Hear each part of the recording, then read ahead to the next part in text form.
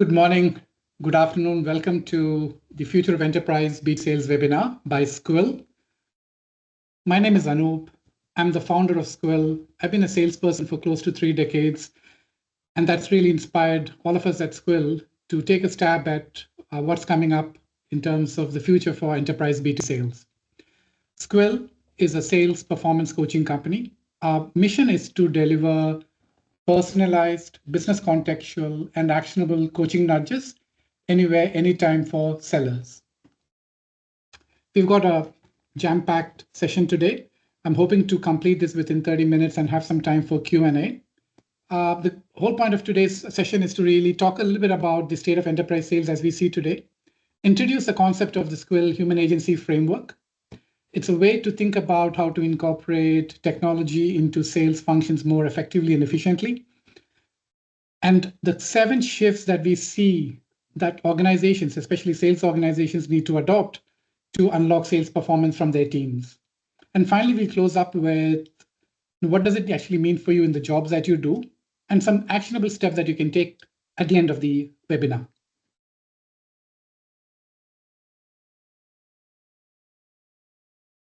Why are we here? Clearly, there's an economic opportunity for all of us in terms of the market that we're trying to capture. As of this year, the analysts predict that the technology services and the SaaS industry market is worth about $2 trillion, and it's growing at about 13% year on year. With the advent of, obviously the current crop of AI, it's actually set to grow much faster. That's really cool that there's an economic opportunity. But at Skwill, we are all about people. So there's also a human element to it. I'm pretty sure, like me and like all of us on this call, sales has been a wonderful, rewarding career for us. So it also brings a certain perspective on what we can do to make our lives much more fulfilling as we build a career in sales, as we look ahead into the future. So those two things probably drive us to take a look at what's happening in the market and take a stab at what we think the future holds for us.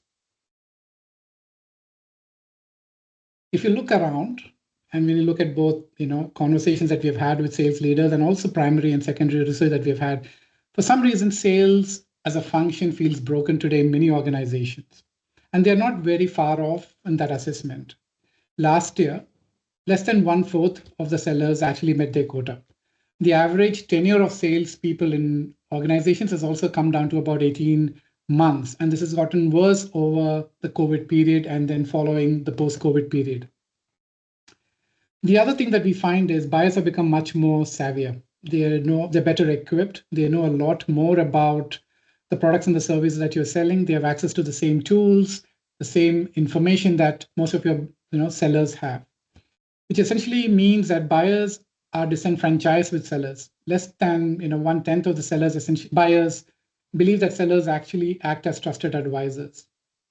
And on the flip, sellers report an increased amount of stress as they go about their particular day. To add to all of this, the current, fascination with technology and AI is only exacerbated it in 2 ways. Companies that have begun to adopt AI are beginning to see a lot more improvement in performance, and companies that are sort of laggard in the use of technology are finding growth really, really difficult. So much so that there's a 2x factor difference between companies that adopt technology much more effectively compared to companies that don't adopt technology. This is where we are at the moment. So it's not far off to say that we think that the system is sort of broken and outdated. And I've used the word broken and outdated deliberately, and I'll talk a little bit about why we say so as we go through it. It's great to try to look at the system and say something's not working. But at Skwill, we wanted to look at the future. We wanted to imagine what would a future for enterprise B2B sales look like. And that's really the genesis for us spending time to do the research and come back and present our point of view. And to be able to do that, we went back to basics. And the basics essentially is, what does a seller actually do every single day in their job? We accessed 4 sources of information. We did a lot of primary research. We also looked at research that's already available from research firms.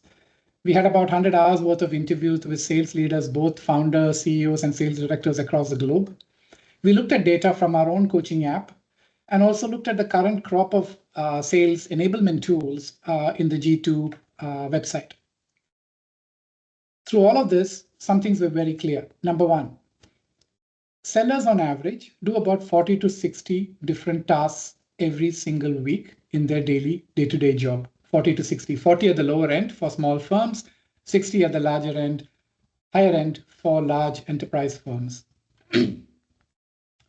And the process of doing, all of these tasks, they juggle between, 10 to 15 sales tools every single day. And the net result of all of this is the fact that they spend less than 1/3 of their time facing customers. And that, to a large extent, explains the reason why the sales stat that we talked about earlier in terms of both quota achievement, in terms of trust building with customers, is all at a all-time low. Sellers need to be able to sit and spend more time with their customers, get to know more, and build relationships. That isn't happening at the moment. We didn't leave it there.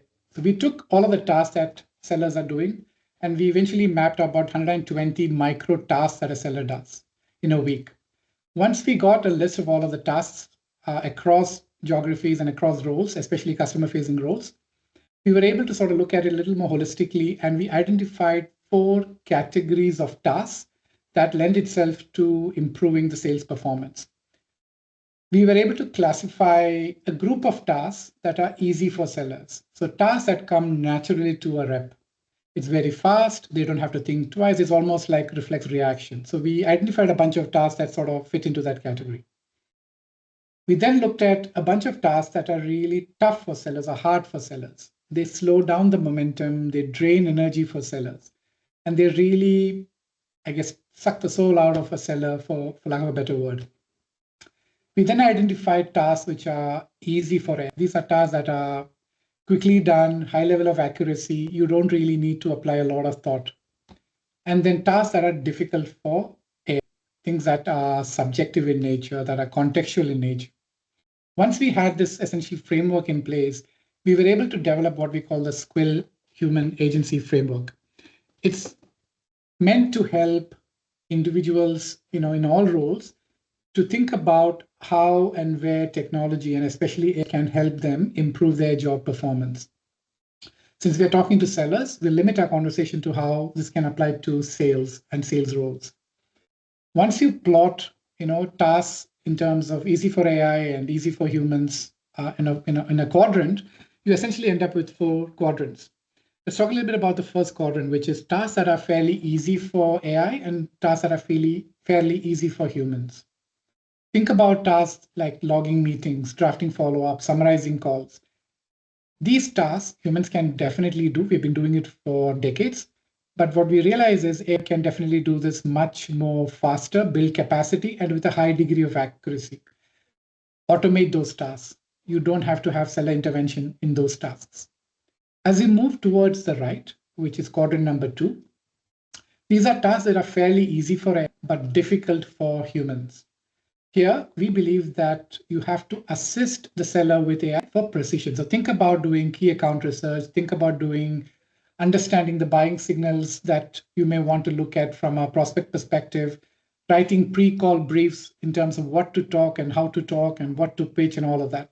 So those tasks are traditionally difficult for humans. It takes a lot of time. It's very draining, but AI can do it really, really quickly. So those tasks definitely use technology to be able to help or assist humans. As we continue down the quadrant to quadrant number 3, these are tasks which are fairly easy for humans, but really difficult for AI. Think about building relationships with people, small talk, rapport building, all of the stuff that are required that a seller really leads. Here, we believe that sellers still continue to maintain their ownership of that activity. And as you go towards the 4th quadrant, which is really where it's really tough for both sellers and AI, we still believe that sellers will continue to lead. And AI essentially helps you create impact. Think about scenarios where you've got a negotiation meeting and you've got 6, 7 buyers together building consensus. There is no way AI can today help you with that. It can help you prepare for it, but really you essentially are depending on the seller to lead that conversation. This framework we've tested across a range of roles and is eminently true for applying across the organization. Our goal in developing this was to give a simple enough framework that all of you can take away and start applying it right away, but comprehensive enough to create a roadmap for your function. So if you're in sales, you can think about what you want to automate day one, how do you want to assist your seller in day two, and that essentially is the basis for developing what we call the human agency framework. It also gives you a sense of where we think, AI is going to lead and where sellers are going to lead. So quadrant 3 and 4 is still where sellers are critical and where they will continue to lead the sales function. And we'll increasingly find actions 1 and 2 where AI will take the lead and sellers will essentially review what's coming out of it. Once we've sort of created the framework, we looked at data to see how it can be applied and look at data from the application of the human agency framework. We essentially see benefits coming in 3 areas. One, clearly there is a productivity improvement through just sheer automation of tasks that a seller does. Second, you get more efficient because the accuracy and the on-time benefits of using technology show through, which essentially means as sellers are able to be assisted much better. It can also elevate the seller's impact when it actually comes to sales conversations. Finally, the effectiveness play. This is where your strategy really meets execution. So what you intended to do as part of your sales strategy mirrors execution really well. And when we look at data across these 3 benefits, clearly what we see is that sellers can save approximately, every single seller that is, 25 hours roughly a week. It's almost like having another salesperson for the same amount of dollar money that you spent. Seller productivity increases by about 50%. And what we interestingly notice is that the quota achievement of companies that sort of go on this path tend to increase because you're sort of freeing the seller up from non-productive, non-sales tasks and forcing them to sort of spend more time with the customer where deals are actually made. It's really cool that we have all of these framework, we understand where the current state of sales is, but we have to sort of think about what organizations need to do to be able to enable this for their sellers. And we identified and recommend 7 key shifts that sales organizations in particular need to probably think about if they have to unlock potentials of their sales team. These 7 shifts cut across 3 key categories. There's a new way in which skills and behavior need to be deployed for their sales teams.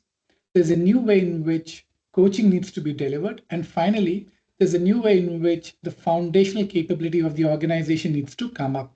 And over the next 10 slides or so, we're going to unpack each of them to give you a sense of how to think about this in your own organizations and in your own roles. So what are these 7 shifts? Shift number 1 is a slow movement away from repeatable sales motions to more adaptable sales motion. And I'll talk a little bit about each of them as we go through. Second shift is to invest in understanding the behavior of both the buyer and the seller, and that sort of drives your sales methodology, understanding the cues and the behavioral cues through a deal. Third is the shift from creating content to curating content with context. So do not create more and more content, but trying to find the right content for the right buyer in the right time. So curation as opposed to creation. The fourth one is really around coaching. Being able to coach in the moment, in the flow of your deal, as opposed to after the fact. Fifth shift is really around seller segmentation. We all segment our buyers into different profiles, ideal customer profile, economic buyer, all of that. But rarely do we actually think about which seller is appropriate for which deal and probably what type of buyer. So seller segmentation is becoming key. Sixth shift is really understanding the buying journey and the selling journey and orchestrating human AI teams. So think about a seamless flow as opposed to a discrete, disconnected experience for the seller where they shift between tasks and tools. Lastly, more foundational in nature, when you have your competitors have access to the same tools and resources, when your buyers have access to the same information, what makes you stand apart? What makes your seller stand apart? It's essentially trust, and how trust then becomes your ultimate differentiator. So these 7 shifts is what we see as we head into the future to stave off some of the challenges that we are seeing with enterprise sales today. Let's take a step into each of those 7 shifts and see how and what we can probably take away as business leaders and sales folk in the enterprise world. The first top shift I talked about was moving away from repeatable sales to more adaptive sales motions. What does that actually mean? And I think if you go back to what we would have done when we started selling, The first day, we taught how sales happens in a company, and we are obviously given a playbook. Stick to this. Here's step 1, step 2, step 3, step 4. We are trained on understanding and repeating that over and over again till we sort of hit gold at the end of a sales cycle. That playbook is definitely not applicable, is not relevant today, primarily because every deal has multiple buyers. The buying cycles are very volatile, which essentially means that the rep needs to be able to adapt in time. You cannot give a pre-developed script, a pre-developed process. You have to develop fluency in the rep to be able to flex and bend as the deal moves. What does that mean for an organization? Simply put, I think we need to stop measuring rep compliance to a certain process, but start measuring adaptability. And how do you measure adaptability? The easiest way is to see how responsive you are to a client. What is the time it takes for a rep to reply to a request for information from a client? Is it 1 hour, 2 hours? Is it 3 days? So thinking about measuring responsiveness as opposed to compliance. The second shift is the use of behavioral science. It's not so much a shift, but more an evolution. I think the top performing salespeople always have paid attention to behavior, but I think it's becoming more mainstream. What does that actually mean in day-to-day context? You go into a meeting, usually we have something prepared, we pitch, we come back. At the end of the meeting, the sales manager or the team review essentially is how did the meeting go? What did they ask for? What information did they want? What objections were raised? That's all great. But what we fail to sort of acknowledge or talk about is what did we perceive in the buyer's hesitation? What cues did we see? Did they shift? What behavior was visible in their body language? All of the things that help understand whether the message that you're trying to send did land or not. Here, AI definitely has the role to play. It can definitely help surface buyer cues, help the seller in the moment tweak and turn, but also provide more feedback before the meeting in terms of what to expect. So in summary, what could an organization think about to sort of begin to implement some of these concepts? Simply put, think about what the rep actually behaved as opposed to what they actually said. Think about how can we create presence for the seller as opposed to just regurgitating a standard sort of playbook. The third shift is the AI enhanced seller, which is essentially moving from content creation to content curation. Again, and I think if you go back to our own organizations and if you look at what's currently being done, we have a stack of case studies. We have a whole bunch of presentations around products and services and demos and all of that. Whenever there's a proposal that's coming to us or whenever we have to send some content, usually the sales rep goes in, looks at an old proposal, copy paste, starts to do some flourish, and then hopefully send on its way. This is the old way of doing it, essentially the creation way of doing it. I think what we are seeing in high performance companies is the concept of curation. So you have access to all of this data. Number one, sellers find it difficult to access it. Number two, sellers find it extremely difficult to shape the context around each deal. So every interaction that you're having, how well can the seller create the context around that deal for the buyer, help the buyer think clearly around why they need to buy, how they need to buy, all of that, which is the context, and then provide insights which are very relevant to that context. In some sense, every buyer gets a very personal content and insight that is relevant for him or her in that particular deal. So the age of the standard content across multiple different buyers and deal cycles, I think is clearly dead. What does that mean for an organization and a sales manager? Coach the team for curation, not creation. What is a simple way of thinking about it? Instead of sort of asking who created this content, start asking where did this content come from and who chose that content. So you're paying attention to the fact that that insight is actually valuable as opposed to the actual task of putting the thing together. The fourth shift that we see and we emerging is coaching in the flow. Through all of the conversations that we have had in our coaching engagements, and also through interviews that with sales leaders, the number one thing that sets apart high-performing sales companies, organizations from slow-growing sales organizations is coaching. And when I say coaching, it's really providing and planning for a sales event before the moment actually happens. So it's easy to go look at a meeting and then ask after the meeting what went wrong and then provide some fixes, but it's already too late. How do you create systems and culture where coaching is done ahead of time and in the moment, and then obviously reviewing what happened?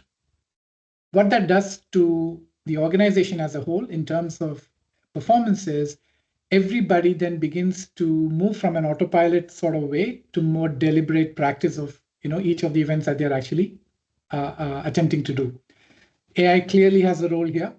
You could role play endless amount of scenarios. You could create pre-meeting briefs. You could create highly personalized engagement plans. All of this ahead of time so that you can actually consume, prepare, and then actually go present at your very best. What does it mean for an organization? Think about using AI in the context of like a mirror. So where the seller has his or her own private space where they can rehearse, where they can role play, where they can play back, where they can see all of the things that they need to see without judgment, so that it improves their ability to actually perform on the job. So the moral of the story here is coach in the moment, not after the meeting. The shift number 5 is a fundamental shift. It's really thinking about who is best in your team for a certain type of deal and to work with a certain type of buyer. Today, the world is very simple. Every seller is expected to sell everything on the product catalog to every single buyer. Data and science shows that it is ineffective to use one person for everything, primarily because both the buyer and the seller are unique sets of people. They have unique strengths, unique weaknesses, and unique behavior footprints. Every deal has its own characteristic. When you pair mismatched deal types with seller types with buyer types, you get friction and people genuinely resist. Spending time to figure out what your seller strengths are and then mapping that onto deal types and buyer types are fundamentally critical. And if you look at data, it's very clear. When you match sellers to the play, performance increased by about 38%. So it's another way to think about it for organizations is, use behavioral data not just to segment your buyers, but also to segment your sellers, understand their strengths, and then give them jobs that match their strengths. And like every other sport, when you sell together as a group, you tend to perform better. So use relative strengths of your team into one deal as opposed to having one seller sort of selling everything under the sun. Shift number 6 is something, it's not again revolutionary, but I think the emphasis on that has become more. It's very difficult in today's world to get a meeting completely cold. Warm leads almost always tend to perform better in sales cycle. And the problem has become much more acute. And like I said in the introduction, buyers have become exceptionally savvy. They research not just the company, but also the seller. Your competition has access to the same resources that you do. Everybody has pretty much the same level of information awareness. In this mix, the question that we need to ask is, why would a buyer want to listen to us? Buyers generally have fatigue with sellers. They come with a predisposition that I can't trust this person is going to sell to me, they're not going to get to me. So they're already at a high level of stress when they come into a sales meeting. So how do you alleviate it? So investment in building trust. And what does trust actually mean? Trust really means that you equip your seller to talk the language of the buyer in a way that you become peers. And AI clearly can, technology here can definitely help equip, both in terms of what to talk, but also in terms of how to talk and the content that's supporting each seller. So instead of going with a one-size-fits-all approach, you sort of become hyper-personal with the buyer so that the buyer then begins to build confidence and credibility in what the seller is actually saying.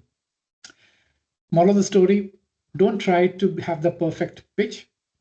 Try to optimize for belief in terms of what the buyer actually takes away from that meeting with you. And the last shift that we see is the orchestrating of human AI teams. We spend endless hours, in our customer calls talking about how we can help the customer craft a customer journey and understanding their process and all of that. And I think it's time that we reflect internally and look at making our sellers' lives a little more seamless. How do you integrate technology in a way that the seller doesn't feel friction? If you look at my opening comment around the number of tasks that sellers do and the number of tools that they play, they're not seamlessly connected. You may use LinkedIn Navigator to do a bit of lookup, then you'll come back to Outlook to draft an email, then you will go somewhere else in your CRM to see what notes you have done. The whole thing is set up for failure. More often than not, it just drives frustration in the seller's perspective. I think there's a time to now reimagine the life of a seller and see how we can use technology using the Skwill human agency framework to support, assist, and enable the seller in their motion. So the opportunity to then bring data sources in through a simple interface, think about how sellers don't have to figure out where it is before they actually can start curating content. Moral of the story, I think it's not too far-fetched to think about AI as a teammate, not as a tool. And that fundamental shift will allow you to think about how to incorporate this just like you would incorporate a team member in your sales motion or in your organization. What we've covered so far is really look at where enterprise sales is. Clearly, there is a challenge, and it's only getting worse with time. We've looked at the current crop of tools, and we've sort of figured out a way in which we can help organizations self-serve themselves by figuring out where technology has a role to play, where sellers continue to have a role to play, and some of the things that organizations need to specifically do, 7 things that they need to specifically do to enable this particular future. I'm going to go back to my first question. What does the future of enterprise sales look like?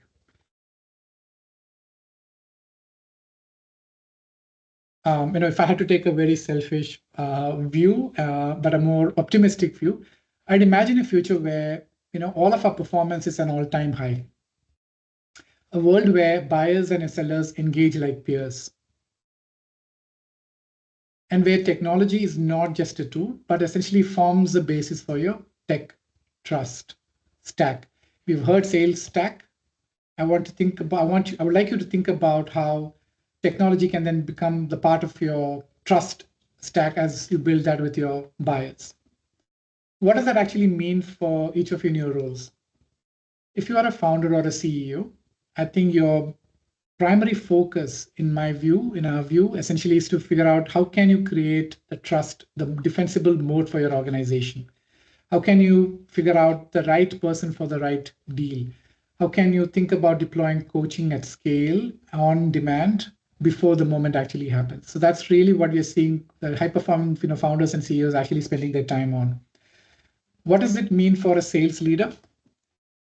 Partly it's about redesigning systems around behavior. So the thing that we just talked about, how do we redo the sales journey for a buyer and a seller by using technology? And it's just not about having a new sales process, but it's also about incorporating the responsiveness that we talked about, or the adaptability that we talked about, the ability to curate content, and obviously treating technology as a team member. When it comes to sales enablement teams, primarily look at enabling seller judgment. Don't deploy tools for the sake of deploying tools. Deploy tools such that information and insight is made available to the seller, but the seller ultimately makes a judgment around what is needed, when and where. The current approach is essentially to look at tools in terms of functional capability. And that's partly the reason why tool adoption, especially SaaS tool adoption across enterprises, is very, very low, because sellers don't see value coming out of it. Lastly, for sellers, this is my favorite piece. We are all selling, you, me, all of us. What does it mean for us? And what is it that I can do at an individual level? And all of the other things that we talked about are organizational to some extent. I think the one takeaway I'd ask, or I'd leave with all of you, if you had to go pick up a new skill or a behavior, it would be the ability to be more adaptable. So think a little more about how you can be more responsive, how you can adapt to a variety of buying styles and buyer personas, and not just focus on volume. Metrics that we had, great, but investing in being able to have conversations in terms of being able to build judgment, in terms of being able to curate content, I think that's really the number one thing that we are seeing. I guess top performing sellers do really, really well. Their ability to flex and bend on demand. What could you do after this webinar is done? You'll obviously have access to the recording and the actual PDF version of the white paper. I'd encourage you to take this Skwill Human Agency framework and just apply the 4 quadrants across all of the tasks that you do. If you are a seller, write down all of the things that you do. Figure out which ones you really need AI, which ones you think you actually need to own.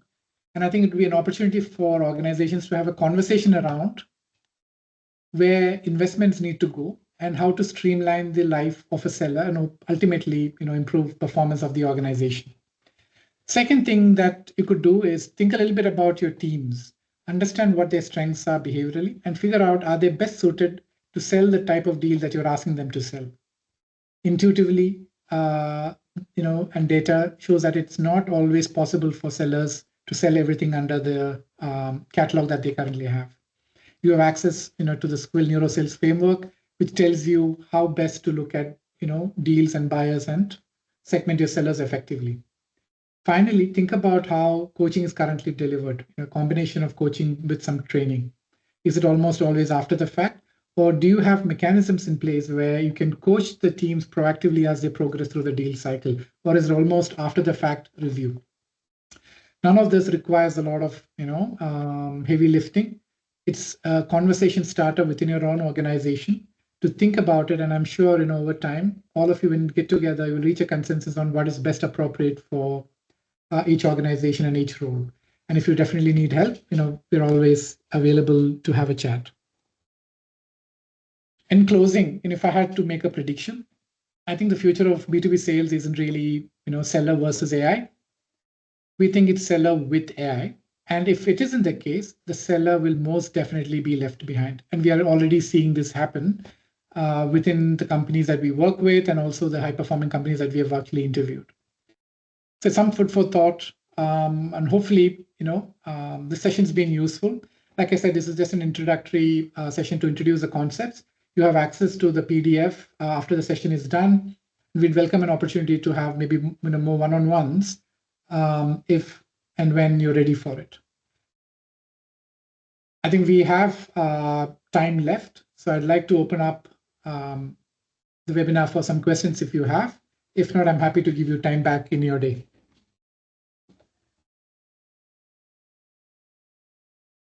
Hi, Anoop. I have a question to you. Are you following? Is there a methodology that you follow behind this AI, solution sales, like MADIC or value-based selling?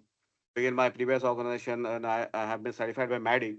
Like before sales come later. Okay, before pitching a solution, you have to do 3-4 steps. At that step, it will take a lot of time, and every step you have to say to the customer. Like first is the metrics. You have to identify, you have to find out the what is the solution impact if customer doesn't buy the solution in terms of economy. What will the impact in terms of ROI? We have to quantify those ROI also in terms of a figure. Okay, then you have to find out the who is the economic buyer, right? Who is the right stakeholder? What are the decision criteria? Then you have to find out what is the decision process. I mean, we have to find out the approval process also, right, within that organization. Then last we have said, we have to validate the opportunity. How the opportunity will be validated, right? Correct. So in my case, what happened in last organization, I have to take for validation. Before validation, I have to get through these 3-4 steps. After that, I have to take a confirmation from mail from the customer that there's a requirement, and that for this opportunity is validated by my solution architect also. After that, this case moves to the next stage, right? Then solution presentation, other thing, and we have to find the persona champions, who will do the sales on behalf of me from customer side. So this is a longer step. It will take a lot of time. So sales come later. So do you have any same kind of mechanism or tool or behind this? Are you following the strategy? Right. I think if I understand your question, Saket, it's essentially,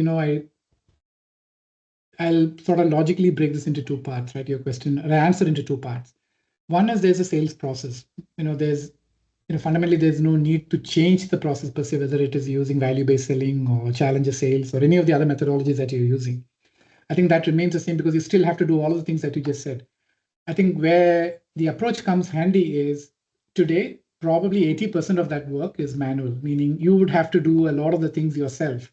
you would have to figure out, when you talk about qualification, let's say if it's medpic or band or whatever method that you're using, you would have to make a subjective assessment about, where the deal is in the cycle and whether it's qualified, not qualified, and where you are. I think what technology allows us to do, and the Skwill agency framework really is about, is figuring out the steps that you're doing where AI can assist you in some cases. For example, figuring out buying signals. Not every seller is proficient in identifying buying signals from a buyer. Buying signals could be things like, there's a project out, there's an RFP out, there's some news release out. It could also mean the conversation and the language that's used in a meeting by a particular buyer to convey urgency. It may slip a seller because the seller is not tuned on understanding by behavioral cues. You may skip it. So the way to think about this is there are things that humans are doing which is really draining everybody and it's just slowing everything down.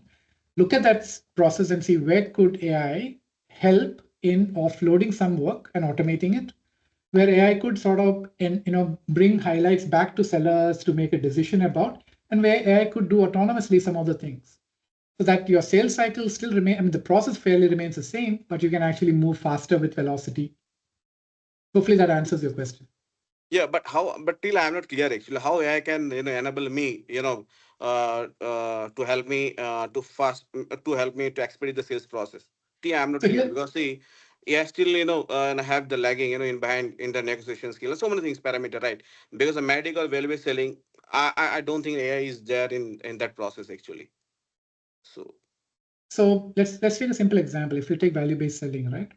Fundamentally, you're communicating how the solution that you are going to pitch improves the life of the buyer. Yeah. So which essentially means that you have to discover what the problem is. And to discover the problem, you've got to have a conversation with the buyer. Now, if you go through that hierarchy, eventually you'll get to a point where, I have to meet buyer number one, and I'm probably going in cold, or I have some sense of, industry problems or company problems. Now I have to create, let's say, a meeting script or a pre-meeting brief or something to that effect to make sure that my first interaction is effective. I think AI can definitely help put all of that together. It can source data publicly available. It can fine tune and look at your own case studies and your references and bring all of that into a succinct call script, for example, or a cold call script, for example. You would still Okay. be doing all of it, but probably today is going to be manual. I think that is one way in which it can probably help. And if Yeah, I look at email this, writing and proposal, I think that in that case AI can help us. Yeah. not just email writing, but I think it's actually the pre-meeting brief, for example, what to talk, what hook to bring, what objections can you anticipate from the buyer, and what response should I give if that objection comes up. I think all of that can be done very quickly before the meeting, so that when you get into the meeting, you are not surprised, you are not caught off guard. So that's just one small thing that I talked about. And if I look at the sales cycle, when we did the research, we identified about 120 micro tasks that a seller does, including the stuff that I just spoke about. I think about 60% of them can be automated with tech, straight up. And that's, No, the we are also result. doing the same thing. Before meeting any customer, we do the research also, right? It's like in value-based selling, what happened? There are two types of scenario. One is current scenario, then another is after scenario. In current scenario, we have to find out the consequences, right? If the customer doesn't buy the solution, what will the impact to the ROI, right? We have to gather the information from the customer side. So many things, so many parameters. After that, then we have to after scenario. If we pitch this solution, what will be the positive impact, right? What my solution will give the positive outcome to the his business. So these are the things. So till actually now I'm not clear actually how this solution can help me in to sell my solution, because managed service IT everything is a complex solution, right? Because you have to meet the customer physically, you have to gather information, because it's a human selling. You have to be interactive with the human's emotion, right? So many things, so many politics are there in customer environment also. We have to find out the each customer priority. For example, delivery head in IT, he has different priority, right? CEO has different priority. His priority is I have to reduce my core, or I have to increase my ROI, right? Now the finance team is about I have to increase my the EBITDA. So different person has different priority. So you have to play accordingly with each stakeholder in this account. Then you have to build the ecosystem. No, I'm completely with you. I think, you've got your process mapped. I think what we could Yeah, probably yeah, do is maybe, have a like a one-on-one, and I can help you map through yeah. the sales process and then, help you figure out how it can help. But clearly, I agree. The complexity of, service sales is not a trivial matter, but we clearly have evidence to sort of see how it can improve. And maybe it's best that we set on a call 30-minute and we can just walk through some of the things and take you through it. Sure. All right. Hey, I see somebody's hand up. Yeah, Ajay has some question actually. Jay. Hi, Anoop. Yeah. Anoop, thank you for the insights. However, every customer has a different sales cycle. The requirements are different. So the question is related to the sales cycle and the entire entire sales cycle. Which are the parts that, I mean, of course, you can answer this question maybe later if you have an one-on-one sessions planned or probably in the next session. However, I want to know which parts in the entire sales cycles can be automated using AI without losing the human touch. Because when we sit in the front of the customer, that actually makes a difference. And my other question is, you can take your time to answer these questions. So my second question is, how do we measure the ROI of AI investments in sales? These are the two questions that comes to my mind after having a discussion on this. I think they're really good questions. I think the answer to the first one is, once you have when the webinar is done, you will get access to a slightly more detailed version of the agency framework. What I suggest you do is, take a look at all the tasks that you currently do in your day as a seller, right? And figure out very quickly using the evaluation criteria where you can actually offload some work out. We've done that work with a bunch of sales leaders and sellers, like I said, and in a very conservative estimate, we think it frees up about 25 hours of a seller. I'll give you a simple example. Let's say you have a meeting with a customer. Let's say it's an online meeting or a face-to-face meeting. How long does it take you to go back to the customer with the minutes of the meeting with clearly called out action items? On average, what I've seen is high-performing salespeople tend to do it within 4 hours of a meeting is complete. The laggards tend to do it within 48 hours, right? Clearly, if somebody's taking 48 hours, that can be cut down to within, the 4-hour time frame that I said. AI can definitely help because you don't need to spend any time actually pouring through it. It'll create a summary you have to review and you just have to click send and it'll go out. That's an example of where you can save time. So clearly, I think if you take a stab at sort of mapping your day in the life of Ajay, you can figure that out very quickly. Now, coming back to the second question, the ROI, I think when we looked at our own data, there are 3 key metrics that it influences. One is productivity. The example I gave you is an improvement in productivity, which is what's taking me 48 hours to do, I can do it in 2 hours, and therefore I have time available. If I'm going to do 10 meetings in a week or 5 meetings in a week, I really literally will get more time back to myself. So there's a productivity gain there. Second is the efficiency gain. Efficiency essentially means I'm getting something done quickly, but I'm also getting it done correctly. An example might be, let's say you've got a key account or you're meeting a prospect and you want to go and have the first meeting. The amount of prep that you do so that you understand the buyer's buying imperative and the pitch you need to take, which is tailored pitch that you need to take, along with the case studies or whatever, it might take you 7-8 hours to do this research, go online, go to LinkedIn, go website, go annual report, all of that put together. Imagine if we could do that within, let's say, 5-minute window. So not only are you doing it better, but you're also getting the content right the first time around. So efficiency increases as well.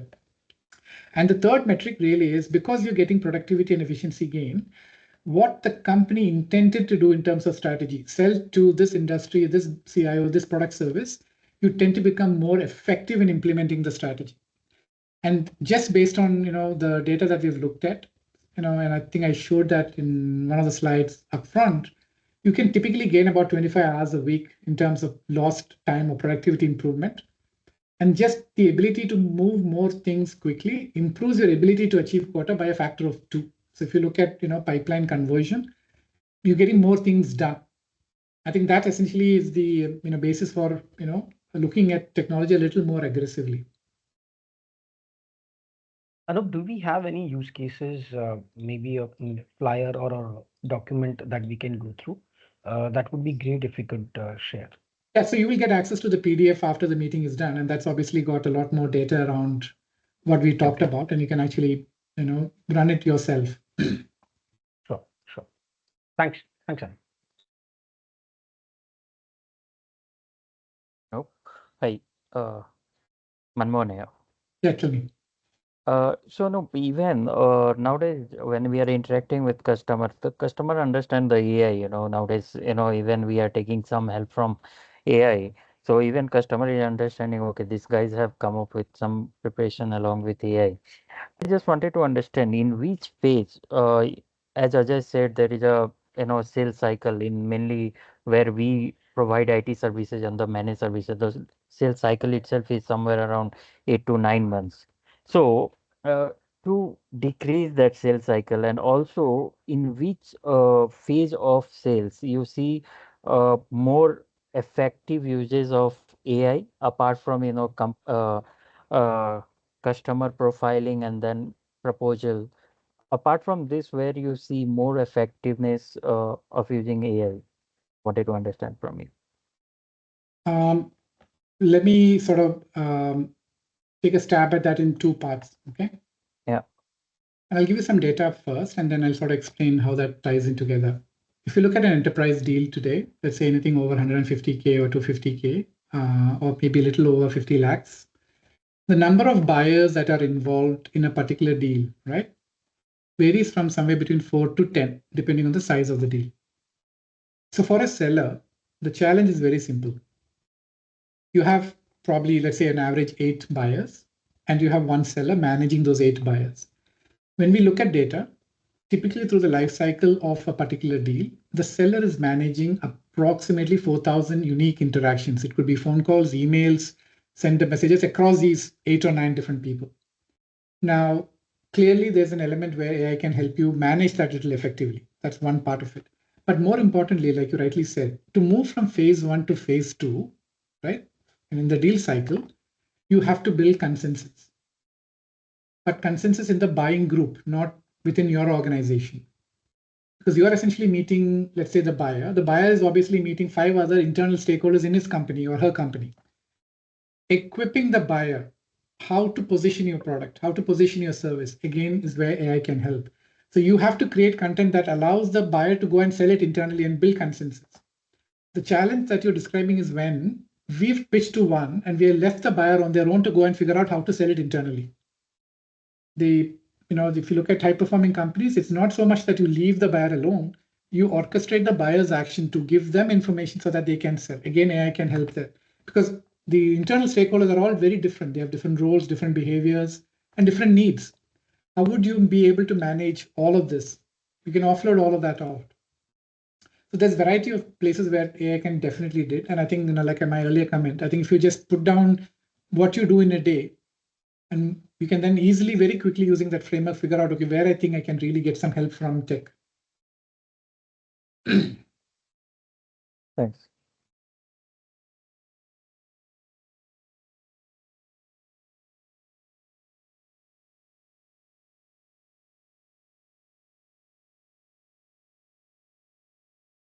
If there are no other questions, I think there's about 10 minutes left. We are on track, and I can close the meeting and give you the 10 minutes back. I know it's the start of day for you in India, for most of you. Anoop, last question from my end. Like any major AI impact on traditional sales, like, Medpic or Spin, when we are trying? So I don't think there's an impact, but I think it will put it on steroids, literally on steroids. Meaning, if you look at Medpic or Bant or whatever, it's an inherently human subjective process, right? You've got to look at the parameters and create it.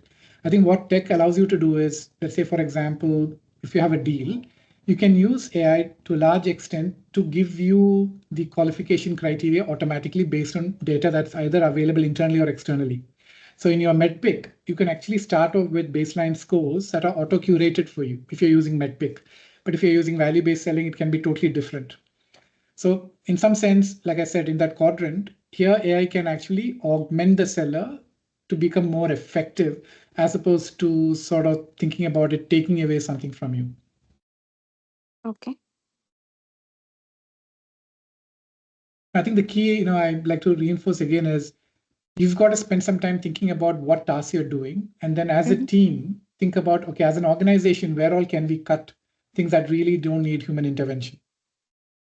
And in a different forum, I was mentioning this, that, say, AI is not replacing sellers. It's actually replacing the parts of sale where humans were never needed. I think that is the thing that we probably need to register very clearly. Okay. That it not 100%, is data accuracy. That's I can say. I mean, even we need to spend some time on reviewing it. I mean, how it's working. And second thing, Anup, just one last question from my end. How to deal with the competitors in this? um, I think it's just speed and responsiveness to a large extent. And I was, commenting to another friend the other day. We had a job opening for a Webflow developer. So I simply posted on LinkedIn that I need somebody for Webflow. I think I got about 120 odd DMs and posts, from people, individual consultants, companies trying to fulfill that need. And this was a week ago. I still got some new messages yesterday, from new companies asking me. No guesses on who actually won the contract. It's the first 5 people. Within the first 5 responses I got, we selected somebody. I think that is true in sales too. The faster you reply with the most appropriate content, it builds trust very quickly. There's no point, if you take 3 days or 4 days to go back to somebody, the boat is already. So I think, if you can be more responsive in a accurate sort of way, I think that will set you apart from competition, because we know it's not easy to do it. So my suggestion is, use technology to make it easier for you, and you will come ahead. Good. Thank you.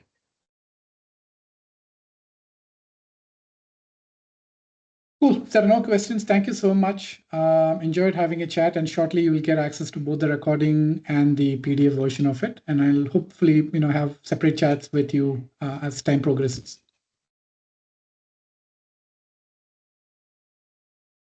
Sure, Anu. Sure, Anup. Yeah. Thanks, Thanks. Anisha. Thank you. Thanks, Anup. Thanks, Thank Anisha. you. Thank you. Thanks for the Thanks, Anoop. session. Thank Thanks, you. everyone.